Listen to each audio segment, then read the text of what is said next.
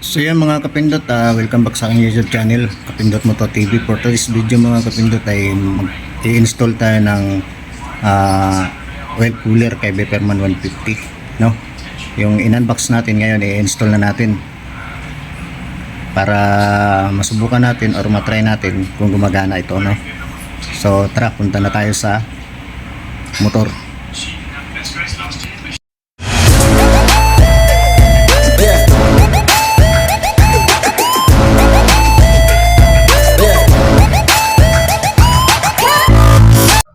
So mga kapindot, na nandito na tayo sa motor.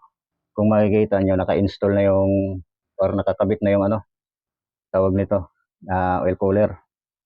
Yan o, nakakabit na. So may ginawa ako dyan mga kapindot, no, para may ilagay ko to ng maayos. So nakikita nyo to, kung makikita nyo to, itong suction valve nya, ito yung bracket nya, yung pinaglalagay ng tornilyo. So ngayon, ang ginawa ko dyan mga kapindot ay pinabuka ko para mailagay natin itong bracket ng oil cooler. Itong oil cooler na to para mailagay natin, maisuksok natin doon hanggang sa magtugma dito sa butas para magtugma. Yan, para maitornilyo natin. Yan o. Yan. So itong pinaglagyan ko ng tornilyo mga kapindot, ito yan, yung dati niyang parang cover ng oil cooler. So yan ang ginawa ko mga kapindot para mailagay natin ng maayos itong oil cooler natin. So kung magkakabit kayo ng ganito mga kapindot sa kay Beperman, so ganyan lang din ang gagawin nyo mga kapindot. Pabukahin nyo lang to kasi naka-welding lang naman yan, maliit lang naman yung pagka-welding yan. Pabukahin nyo para mailagay nyo to, maipasok nyo pataas. Yan. So yun lang ginawa ko dyan mga kapindot. Tapos dito sa baba naman, yan. Yan sa baba, oh. Yan, mahaba yung tornilyo niya. So, wala akong nilagay na spacer dito. Wala akong spacer kasi. Yan, tapos dun sa kabila, pakita sa kabila.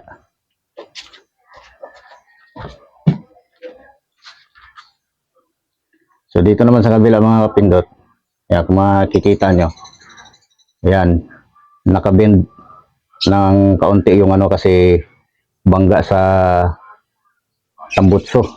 Sabit sa tambutso yung bracket. Tapos yung dito okay lang naman to. Yan. Sabit sa tambutso. Kasi kung hindi natin i-bend yun mga kapindot, kita nyo naman Yan, sumasabit na dito sa chassis. Itong sa brace ng chassis ni Beperman 150. Sabit to. Yan. Sabit siya. Kaya ang ginawa ko, yan, pinabuka ko na lang yan. Nakikita nyo may nakabuka. So, siniksik ko lang yung bracket para mailagay natin tong oil cooler. So, okay na yan mga kapindot. So, ang ilalagay natin dito, yung mga hose niya na lang. No? So, ito yung mga hose niya.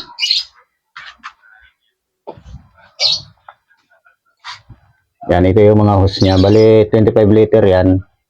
Itong oil cooler natin. 25 liter siya. Laman. So, lalagyan na lang natin ng laman to. Punuin natin to, gawin natin at 125 ml kasi ang laman nito. So lalagyan natin yan. Pero bago natin lagyan, i-drain muna natin yung langis. Yan ito yung drain plug. So kung mga ganito yung style ng inyong motor, drain plug nya nasa gilid, so pwede itong oil cooler nito mga kapindot. Pwede sa TMX 125, 155. Sa lahat na mga motor na nasa gilid yung oil drain plug nila, pwede ito mga kapindot. So, i-drain muna natin itong langis. So, may langis na ako dito. Yan, 2 litro. Yan. 1 litro sa makina. Tapos yung 1 litro na to, 125 ml lang ibabawas natin. So, i-drain ko muna itong mga kapindot. Yung langis, i-drain ko muna. Balikan ko na lang kayo pag na-i-drain na natin. So pagkatapos niya mga kapindot, ang susunod natin na gagawin, so ilagay natin itong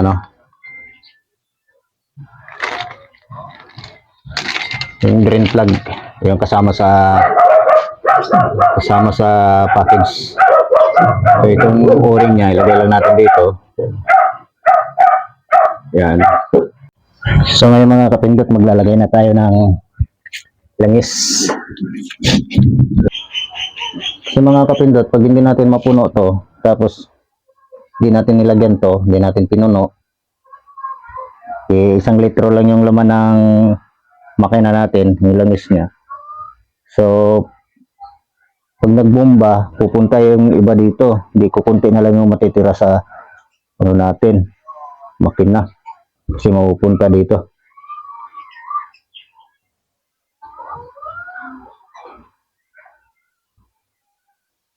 So yan, puno na.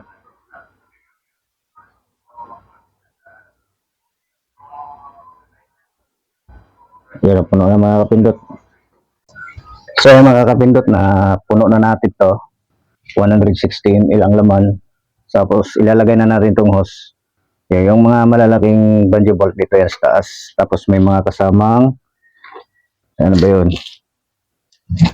Yung mga kasamang washer na may rubber. Ano? May mga rubber. So, salpak natin dito. Hanapan natin ang magandang pisto. Okay. So, ganyan. Tapos, ilagay natin itong washer na may goma o rubber.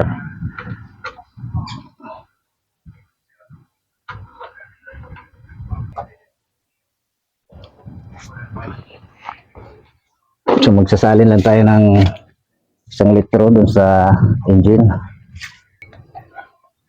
Salin tayo 1 litro dito mga kapindot para matry na natin.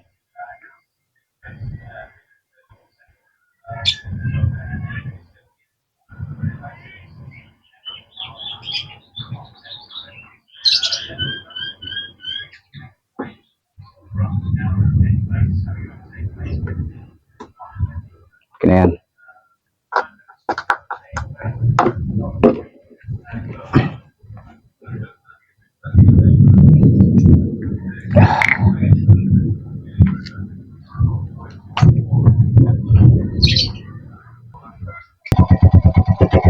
Okay na mga idol. Gumagana na yung ating radiator. Umakit na yung langis dito. Yung bomba na yun. Tapos dito sa ating radiator, yan. Umiinit na rin. Yes na. Yan. Umiinit na. Pati yung hose. Sobrang init na yung hose. So ayan idol, tagumpay yung pagkabit natin ng ng radiator o oil cooler. Ayan o, mainit na. Ayan, mainit na. So, ayos mga kapindot. Okay na. So, gumana na yung kinabit natin na radiator. Ayan o, mainit na. Ayan. Ganoon lang pa gamester mga kapindot. Itong sa kaliwa, ayan, kaliwa pagka nakaharap tayo doon, sa kaliwa siya. Ayan, tapos may filter. May filter na yan, dito yun sa ilalim na kapit mga kapindot. Ayan, sa bandang ilalim. Ayan o. Ayan. Pababa siya, pababa. Tapos itong isa namang mahaba, ito. Yan. Yan. Lagyan natin ng ilaw. Yan. So itong mahaba mga kapindot to. Nasa taas siya, bandang taas. So itong mahaba na to. Yan. Pagka binaybay natin yan, yung mahaba na yan, doon yan, sa kanan nakakabit. Yan. Ito yan sa kanan. Mali ito yung palabas. Yan. Itong palabas, itong mahaba na to. Palabas yan. Palabas, papunta dito sa ating oil cooler. Tapos papasok dito. Yan, papasok dito. Pababa. Dadaan ng filter. Yan. Dadaan siya ng filter. Papunta naman dito, papasok. So, yung isang turbo palabas. Itong nasa taas na to. Yan, yan yung palabas. Yung nasa taas na turbo, yan yung palabas. Tapos ito, sa baba, yung may filter, yan yung papasok. So, ayos na. So, ganun lang pag-install mga kapindot. Napaka-basic lang. Yan. So, gumagana na. Ayos na. Okay na mga idol. So, malakas yung bumba ng langis. Malakas rin yung langis dito. Oh. Ayan. Ayan o. Ayan. Malakas. Sa dawak.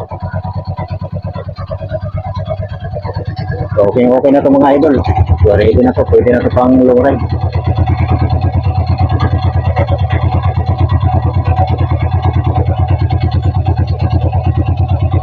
Yan. So, gano'n lang pag-install ng oil cooler. Napaka-basic lang. Napakadali lang. Ayan. Pumado pa yung oil cooler natin.